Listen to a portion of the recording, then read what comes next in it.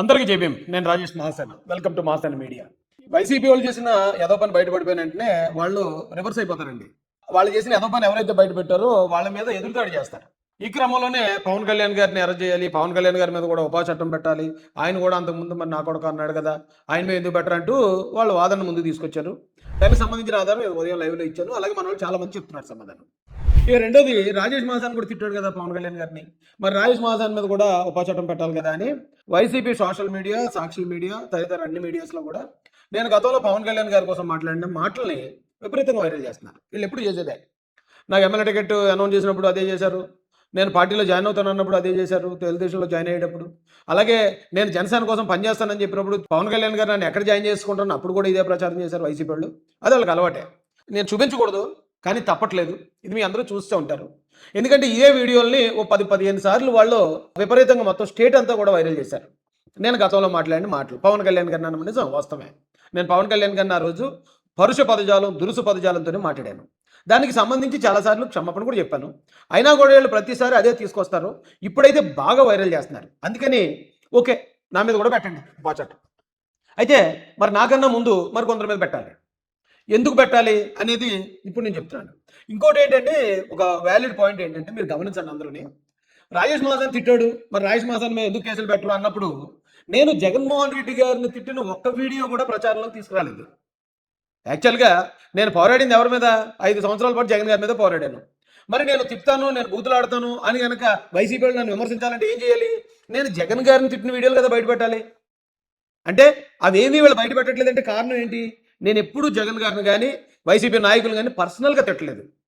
వాళ్ళు చేసిన తప్పులు ప్రజలకు చూపించాను. అందుకని నేను తిట్టిన వీడియోలు చూపించాలంటే ఎప్పుడు చూపించాలి? 2018 ఆ సమయంలో తెచ్చి ఇప్పుడు చూపించాలి. 18 అంటే అదొక 2, ఇదొక 6, మొత్తం 8 సంవత్సరాల క్రితం వీడియోలు తెచ్చి ఇప్పుడు చూపిస్తున్నాను. అది కూడా పవన్ కళ్యాణ్, నేను జగన్ గారిని తిట్టిన ఒక్కడు బయటకు రాదు, ఎందుకంటే నేను తిట్టలేదు కాబట్టి. అయితే సరిపోని మరి అప్పుడన్నా పవన్ కళ్యాణ్ గారిని తిట్టమన్నా కూడా నాకు తప్పే కదా. ఎప్పుడు తిట్టినా తప్పే కదా. తర్వాత నేను క్షమాపణ చెప్పి ఉండొచ్చు, జనసేన వారు మేము అది అర్థం చేసుకుని ఉండొచ్చు, మేము కలిసి ఉండొచ్చు, ఏదైనా జరగచ్చు. కానీ ఇప్పుడు ఇక్కడ అరెస్ట్ జరిగింది కాబట్టి వైసీపీ ఆధ్వర్యంలో ఇలా తప్పుడుగా మాట్లాడుతున్న వాళ్ళ మీద కేసులు పడుతున్నాయి కాబట్టి 2018లో రాజేష్ మీద కూడా పెట్టమన్నారు కదా, రండి చూద్దాం. నా మీద పెట్టండి. నాకన్నా ముందు అదే మాటలు మాట్లాడిన వాళ్ళ మీద కూడా పెట్టండి. నేను ఈ వీడియో చాలాసార్లు తిరుగుతున్నా కూడా ఎప్పుడు చూడండి. ఎందుకంటే అది అప్పుడున్న మూడ్కి, అప్పుడున్న నాకు వచ్చిన డైరెక్షన్, అప్పుడు నేను పనిచేసే పార్టీ, ఆ కారణాలతో తిట్టామని చెప్పి ఈ వీడియో ఎప్పుడు చూసినా సిగ్గుపడతా ఉంటాను నేను, ఎందుకు అలా మాట్లాడాను అని. నిజానికి ప్రతి మన జీవితంలో కొన్ని పొరపాట్లు చేస్తాం అప్పుడున్న సందర్భానికి తగ్గట్టు. కానీ ఆ పొరపాటు మనం తర్వాత మన లైఫ్ లాంగ్ మనం సిగ్గుపడుతూనే ఉంటాం. అలాంటి ఒక ఎక్స్పీరియన్స్ నాకు ఇది పవన్ కళ్యాణ్ గారి మీద గతంలో 2018లో నేను మాట్లాడిన మాటలు. అయినా కూడా ఇప్పుడు ఇది మీకు వినిపిస్తాను. ఖచ్చితంగా వినిపించి తీరాలి. దయచేసి నాకు క్షమించండి, వినిపిస్తాను. అదే మాటలు మాట్లాడిన వాళ్ళు ఇంకా కొంతమంది పెద్దలు ఉన్నారు, వాళ్ళని కూడా మీకు పరిచయం చేస్తాను. ఒకవేళ నా మీద ఉపా చట్టం పెట్టమని డిమాండ్ చేస్తున్న వైసీపీ వాళ్ళు, మరి నేను ఎందుకు మాట్లాడాను, నాకన్నా ముందు ఎవరు మాట్లాడారు, మరి వాళ్ళ మీద కూడా ఉపా చట్టం పెట్టమంటే నేను రెడీ, నేను కూడా జైలుకి వెళ్ళిపోతాను.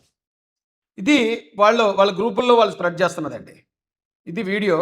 ఈ వీడియోని వాళ్ళ వాట్సాప్ గ్రూపుల్లో, వాళ్ళ సోషల్ మీడియా గ్రూపుల్లో వైరల్ చేస్తున్నారు. ఇక్కడ ఏం రాశారు? మహాసాన్ బెగ్గర రాజేష్ పెద్ద శుద్ధపూసలా మాట్లాడుతున్నాడు. ప్రశ్న రావణ కన్నా గొప్పవాళ్ళు పవన్ కళ్యాణ్ గారి పిల్లల గురించి కాపు, అలాగే పవన్ కళ్యాణ్ని లాగొడుకులు అని చెప్పి తిడుతున్నాడు. కొంచెం ఫోకస్ ఈ వీడియో మీద పెట్టండి. అంటే మరి ఇప్పుడు వాళ్ళ ఎదవ బండారాన్ని అంతా మొత్తం బయట పెట్టేశాను కదా, బయట పెట్టేశాను. వాళ్ళ కుట్రంతా కూడా మన ప్రెస్ మీట్లో బయటికి తీసుకొచ్చాను. కాబట్టి నన్ను పర్సనల్గా టార్గెట్, నాకు ఎప్పుడు అలవాటైంది.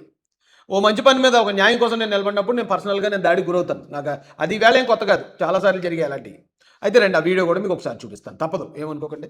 నేను మాత్రం చూడను కానీ తప్పదు, ఇంక ఇప్పుడు మీకు చూపిస్తాను. నేను పవన్ కళ్యాణ్ లేకపోతే ఈరోజు జనసేన వాళ్ళందరూ వచ్చేసి హిందూ మతాన్ని మీ మీద ఉత్తరించారు. మీరు నలుగురు పిల్లలు చేసుకుంటాడా? నలుగురు హిందూ స్త్రీలు, మళ్ళీ అందులో 3 హిందూ స్త్రీలు, ఒక ఆవిడ మళ్ళీ క్రిస్టియన్ స్త్రీ. మీరు హిందూ ధర్మానికి ధర్మరక్షకులా? ఎలా? మనలో క్యారెక్టర్ లేదు, మనలో నిజాయితీ లేదు, మనకి కుటుంబ వ్యవస్థకి గౌరవం లేదు. గౌరవం లేని మీరు ఈరోజు హిందువులకి నాయకులా? మరి నిజంగా కుటుంబ వ్యవస్థను గౌరవిస్తూ కట్టుకున్న భార్యతోనూ పిల్లలతోనూ నిజాయితీగా బ్రతికే హిందువులందరూ ఎవరు? మీరే నిజమైన హిందువులు అంటే హిందువులు కాదా?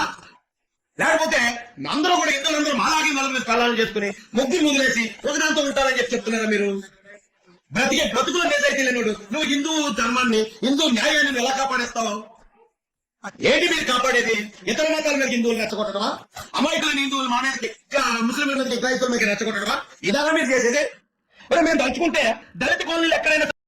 అదొక వీడియో అండి, మాట్లాడాను నేను. వాళ్ళ భార్య గారి కోసం మాట్లాడడం జరిగింది. దాన్ని నేను చాలాసార్లు క్షమాపణ కూడా చెప్పాను. ఇప్పుడు ఇది వినడం కూడా నాకు చాలా ఇబ్బందిగా అనిపించింది. కానీ తప్పదు. ఇంక రెండోది జనసేన జెండాలు ఎగురుతాయా అని లకారంతో తిట్టాను. ఈ వీడియో మీకు వచ్చి ఉంటుంది, ఆల్రెడీ మీరు చూసే ఉంటారు. ఈ 2 సందర్భాలు కూడా వేర్వేరు సందర్భాలు. ఇక్కడ జనసేన జెండా ఎగురుతుంది అన్నప్పుడు ఎవరో ఒక ఆయన మీ దళిత కాలనీలో ఏదో డబ్బులకు మీరు ఇలా చేస్తారని చాలా తప్పుగా మాట్లాడిన కామెంట్కి అప్పటికప్పుడు నేను ఇచ్చిన రియాక్షన్. ఇక్కడ కూడా సేమ్ అంతే. పైనుంచి ఎవరైతే అప్పుడు మా పార్టీ పెద్దలు ఉన్నారో వాళ్ళు మాట్లాడిన మాటలని నేను ఇక్కడ కొంచెం సీరియస్గా మాట్లాడాను. అయితే ఈ మాటలు నేను ఎప్పుడు మాట్లాడాను? వైసీపీ కార్యకర్తగా నేను ఉన్నప్పుడు వైసీపీ కోసం నేను మాట్లాడిన మాటలు ఇవి. వైసీపీ నుంచి నాకు వచ్చిన ఫీడ్బ్యాక్ ప్రకారం ఇది పరిస్థితి ఇలా ఉంది, వాళ్ళు ఇలా చేస్తున్నారు, మీరు ఇలా మాట్లాడండి అని అప్పుడున్న అందరికీ వస్తాయి కదా. వచ్చినప్పుడు నిజంగా ఒక రకంగా తప్పుగానే మాట్లాడాను అప్పుడు. అయితే ఇవే మాటలు మరికొంతమంది మాట్లాడారు.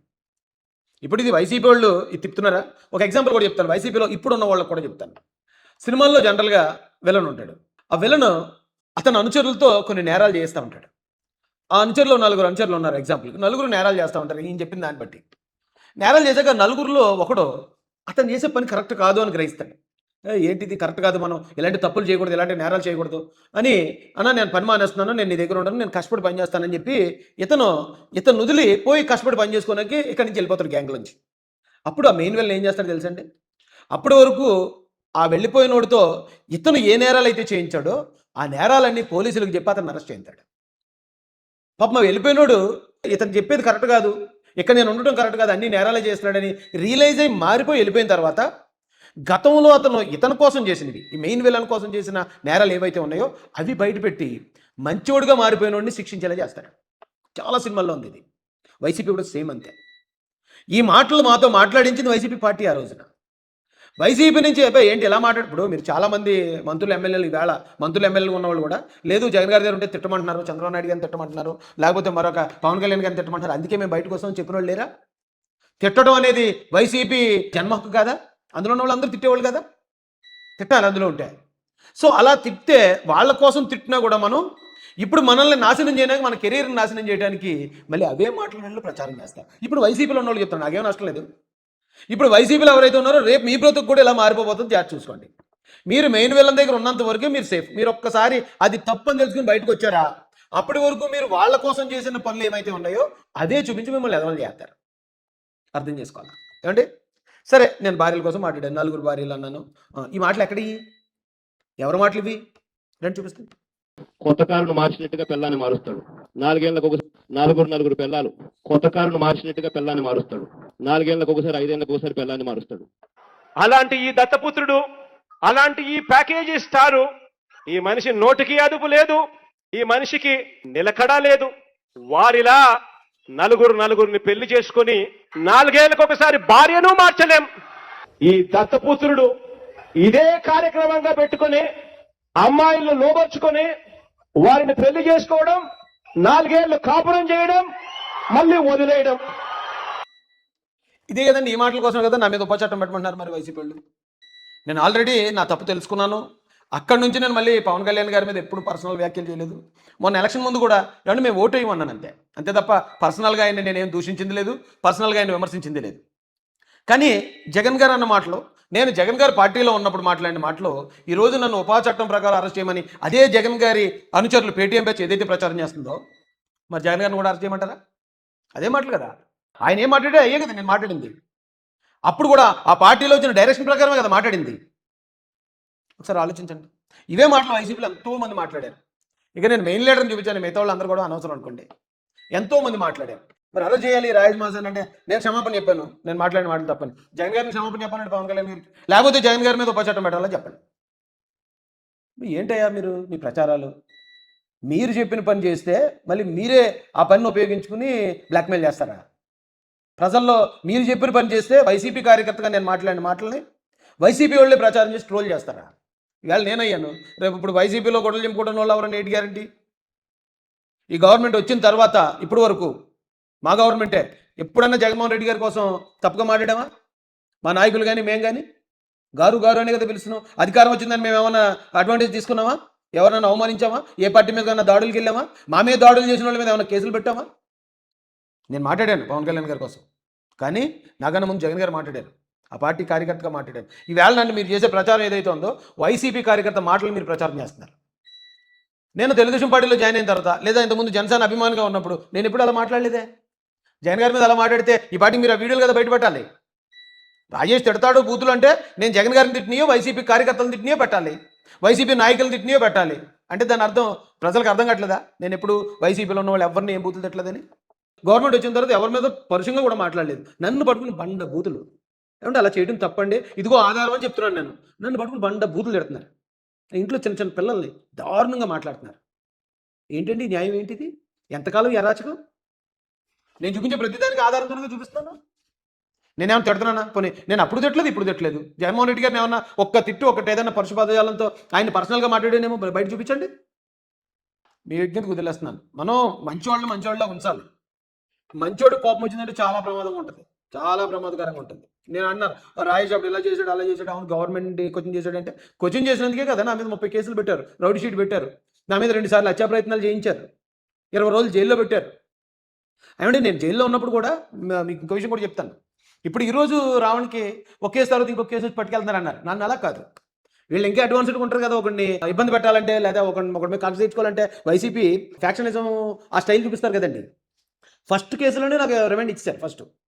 ఫస్ట్ కేసు నాకు కోర్టుకు తీసుకెళ్లేటప్పుడే ఇదిగో 9 కేసులు ఇతని మీద ఆల్రెడీ ఫైల్ అయి ఉన్నాయండి, ఇతను నేరస్తుడు అండి, ఇతను హ్యాబిచువల్ అఫెండర్ అండి, మీరు ఖచ్చితంగా రిమాండ్ ఇవ్వాల్సిందని ఫస్ట్ కేసులో రిమాండ్ చేశారు. నాకు రిమాండ్ చేశాక ఆ బెయిల్ 2 రోజులు 3 రోజులు లేదా వెంటనే ఫస్ట్ రోజులో వచ్చేసే బెయిల్ అన్నీ కూడా 7 years బిలో కేసులే నా మీద.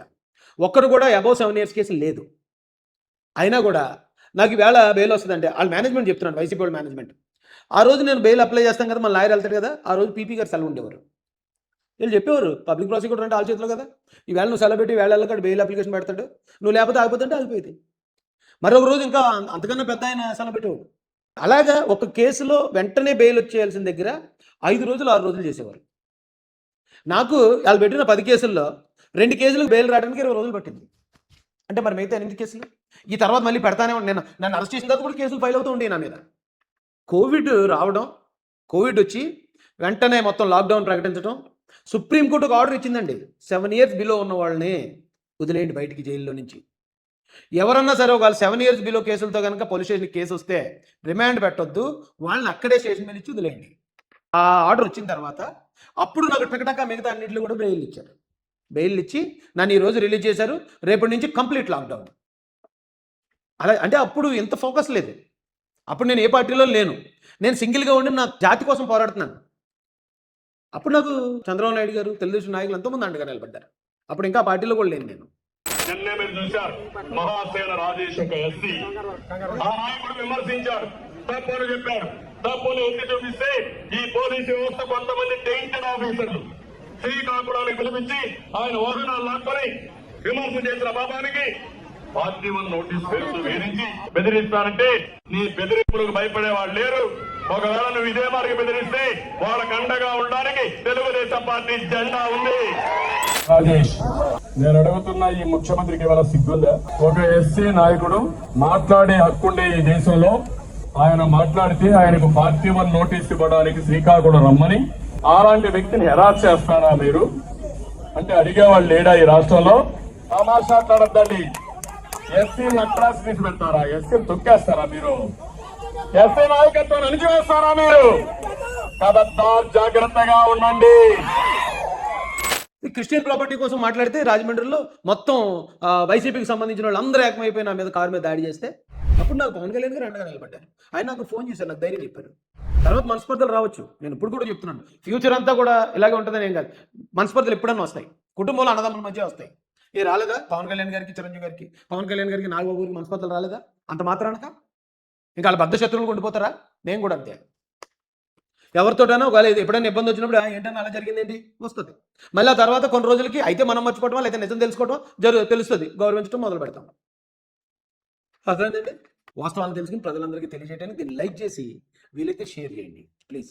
జై భీమ్, జై భారత్, జై జై మహాసేన, జై తెలుగుదేశం, జై చంద్రబాబు, జై జై లోకేష్.